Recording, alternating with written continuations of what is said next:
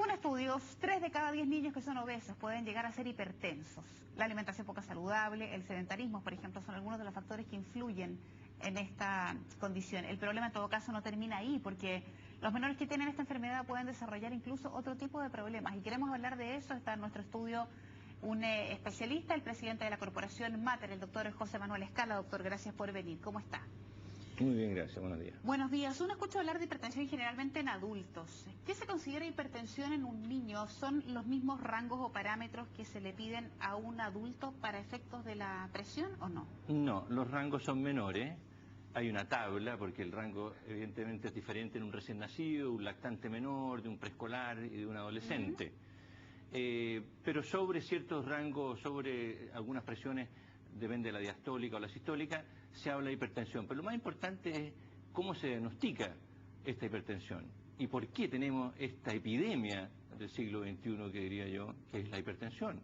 Hipertensión que antes no veíamos. ¿A qué atribuye usted que esto ahora sea, como usted dice, una epidemia y que los casos hayan aumentado? Mira, básicamente hay dos puntos que son muy relevantes y todo el mundo está preocupado y hay preocupaciones a nivel ministerial, de gobierno, hospitales, pero yo creo que los padres o las familias no se han enfocado bien, y es el tema de la obesidad, el tema de la alimentación y el tema del sedentarismo.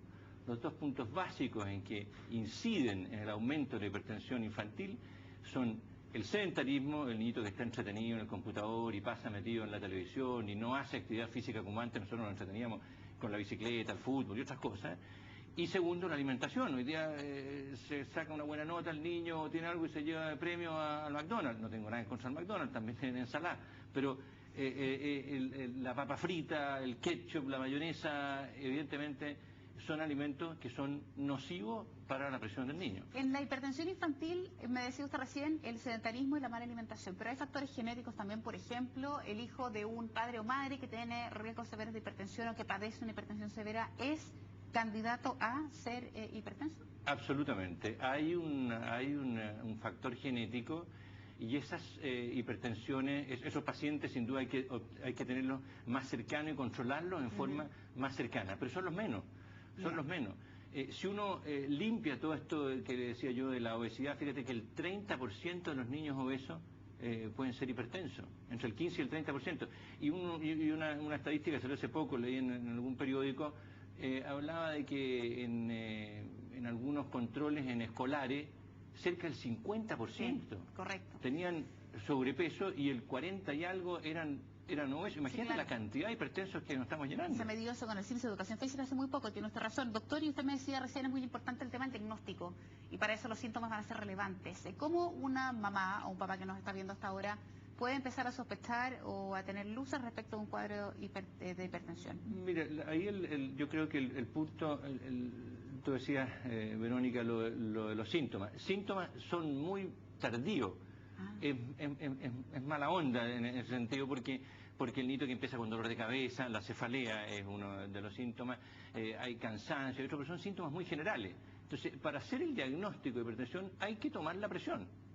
Entonces, en todos los niños mayores de 3 años uno debería tomar la presión y no se hace. En general en los consultorios, ¿qué pasa? Que es difícil tomar la presión. Nosotros tenemos una campaña como Corporación Renal Infantil Mater de diagnosticar la hipertensión en niños del área sur de Santiago, para lo cual en 33 consultorios hemos regalado manómetros especiales, porque tomar la presión, lo que se hacía antes, y tú te debes acordar, se ponía claro, entonces el estetoscopio, le inflaban el manguito, en general el manguito era de este porte, no era adecuado al del niño, correcto, uno tenía ruido ambiental, tenía que oír cuándo empezaba a latir el corazón y cuándo dejaba de latir para ver la máxima y la mínima, poco reproducible, porque en una próxima, una próxima control era distinto. Hoy día está todo digitalizado, se ponen manguitos adecuados, uno aprieta un botoncito y le marca, esta es la máxima, la mínima, fácil de tomar en una segunda oportunidad. Lo puede hacer no necesariamente el doctor, la enfermera, un técnico, paramédico, y eso es lo que nosotros estamos haciendo. Y fíjate que el año pasado controlamos más de 8.000 niños del área sur y nos encontramos con cerca de 80 pacientes con hipertensión, de los cuales estudiados, 40 de ellos son hipertensos y están en tratamiento el día de hoy. Si uno los trata precozmente, no llegan a la complicación que tiene esta enfermedad en edades adultas. Vamos allí. ¿Qué tratamiento se hace? ¿Solamente con estas pastillitas sublinguales u otro tipo de tratamiento? Y ¿Qué pasa después de la hipertensión? Más allá de que si no se maneja esto da pie para otras cosas que pueden ser bastante más graves. No, las pastillitas sublinguales son más para crisis hipertensiva. Volvemos a lo mismo, el tratamiento es más bien evitar los factores que están produciendo la hipertensión, porque es reversible. Y también hay antihipertensivos, hay medicamentos que se pueden tomar, que algunos controlan la bulimia, hay diuréticos, hay, en fin, algunos que dilatan las arterias y por lo tanto mejoran la presión arterial, pero básicamente volvemos al tema de la dieta y de los hábitos saludables, que se le ha dado mucha importancia, pero insisto que yo creo que se le toma poca conciencia. Hay factores de riesgo en la hipertensión que son obesidad e hipertensión. En los adultos se agrega el pucho, se agregan algunas otras cosas que también son factores de riesgo, pero en el niño esos son los factores que uno tiene que cuidar. Y lo otro que me preguntabas tú, porque ¿qué pasa con esos niños? A lo mejor no en la edad pediátrica, pero sí en la edad adulta, que 20 o 30 años después, estamos hablando cuando tienen 30 o 40 años de edad, bastante joven, esos tienen mayor riesgo, mucho mayor riesgo de tener infarto al miocardio, de tener accidentes vasculares encefálicos y de tener esas patologías, y la patología renal, la nefropatía crónica, que es lo que más me llega a mí por mi especialidad.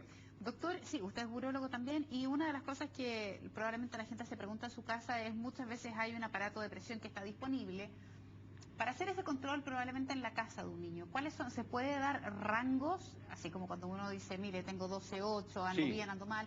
¿Hay rangos que le podamos dar a la gente a esta hora? Bueno, sí, claro. Sobre 90,60 o sea, sistólica y diastólica es patológico. Ahora, en los niños menores uno puede aceptar presiones arteriales más bajas.